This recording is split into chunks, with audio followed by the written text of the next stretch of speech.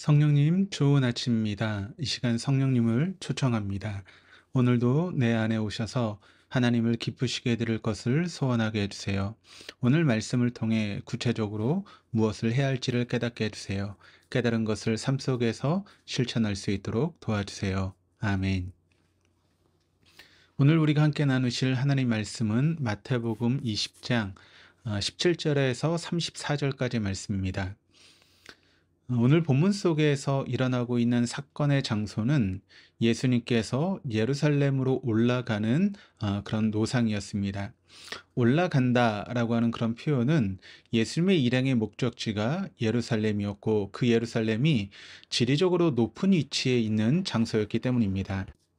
그러나 또 다른 한편 그 표현 속에는 예수님의 메시아 사역의 최정점을 향하는 주님의 마지막 발걸음의 의미 또한 담고 있기도 합니다.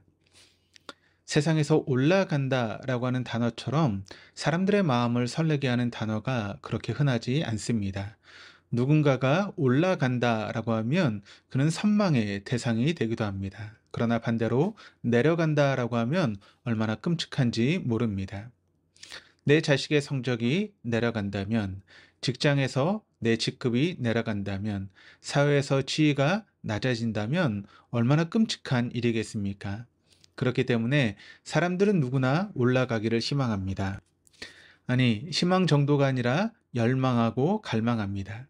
때로는 생명을 걸고서라도 남보다 높이 오르기 위하여 치열하게 경쟁합니다. 타인을 배제시키고 짓밟아 누를지라도 위에 우뚝 올라설 수만 있다면 그 과정에서 오는 윤리적인 부담감증은 쉽게 이겨낼 수 있을 것 같습니다.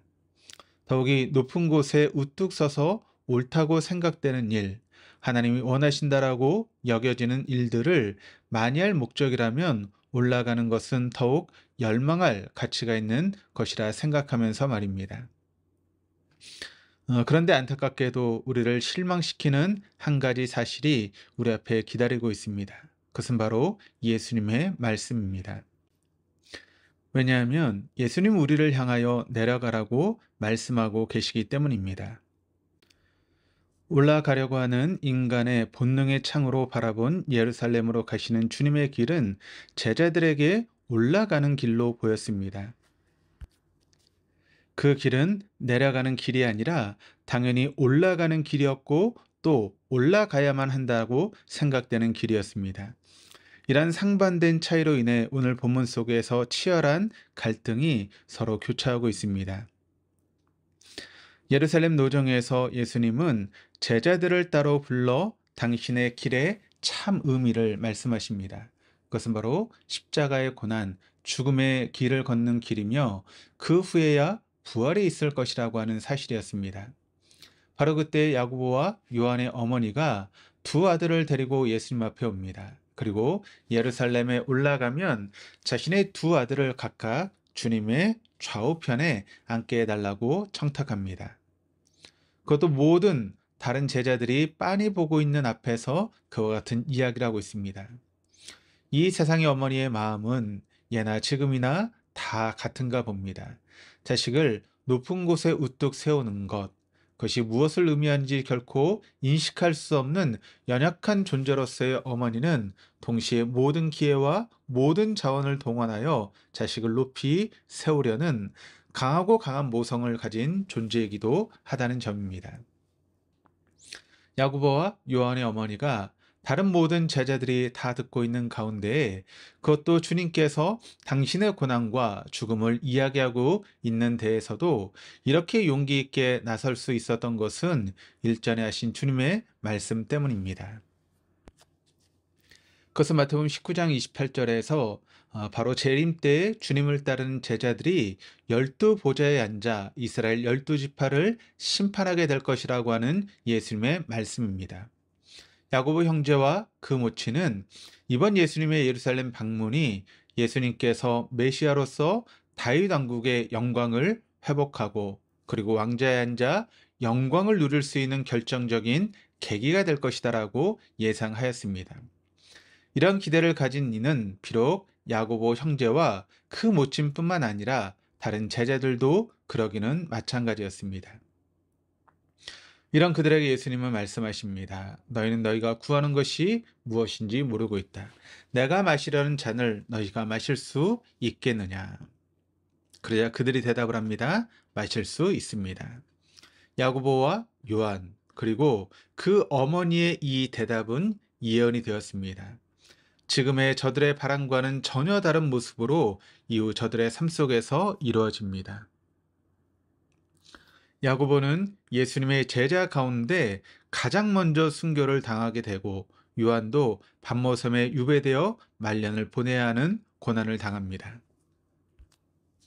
자신의 동료가 높아지는 것을 용납하지 못하여 분노했던 다른 제자들, 동료들보다 먼저 높은 곳에 오르고자 기회를 틈타 모든 에너지를 쏟아부었던 야고보와 요한, 이들을 바라보시는 예수님의 마음은 어떠하셨을까요? 예수님은 제자들에게 잠잠히 이렇게 말씀하십니다. 너희가 아는 대로 이방 민족들의 통치자들은 백성을 마구 내리누르고 고관들은 백성에게 세도를 부린다. 그러나 너희끼리는 그렇게 해서는 안 된다. 너희 가운데서 위대하게 되고자 하는 사람은 누구든지 너희를 섬기는 사람이 되어야 하고 너희 가운데서 으뜸이 되고자 하는 사람은 너희의 종이 되어야 한다. 인자는 섬김을 받으러 온 것이 아니라 섬기러 왔으며 많은 사람을 위하여 자기 목숨을 몸값으로 치러주려고 왔다. 세상 사람들의 눈에 예수님께서는 올라가고 계셨지만 실은 가장 낮은 곳으로 내려가고 계셨습니다. 만왕의 왕으로 오셔서 영원한 왕으로 등극하시는 그 왕자는 형극의 십자가 형틀이었고 영광스러워야 될 왕관은 실은 살갗을 찢는 가시관이었습니다. 예수님은 2000년 전 예루살렘 노상에서 제자들에게 말씀하신 것처럼 오늘도 동일하게 당신의 뒤를 따르는 우리들에게 말씀하십니다. 진정 올라가는 길은 오히려 내려가는 길이라고 말씀하십니다. 신학교 교수였고 지금 목사로서 교회를 섬기고 있는 어느 목사님의 기도는 많은 것을 생각나게 합니다. 그러나 아버지, 저는 좀 배웠다는 생각 때문에 배우지 못한 사람들의 아픔을 제대로 보지 못합니다. 저의 작은 배움이 제 눈을 멀게 했습니다. 제게 주어진 작은 명예 때문에 당신이 사랑하시는 작은 사람들의 고민을 이해하지 못합니다. 제 명예가 제 마음을 들뜨게 만들었습니다. 제게 주어진 성직이 세상에서 고통하며 살아야 하는 신도들의 마음을 헤아리지 못하게 합니다. 성직 때문에 저는 성소 안에 갇혀버렸습니다. 제게 주어진 교수직이 하루 벌어 먹어야 하는 사람들, 땀 흘려 일하고 거친 손으로 밥 먹는 사람들의 아픔을 이해하지 못합니다. 제 직업이 저를 고립시켰습니다. 이 모든 것은 하나님이 제게 주신 복입니다만 저는 그것을 불행으로 만들었습니다.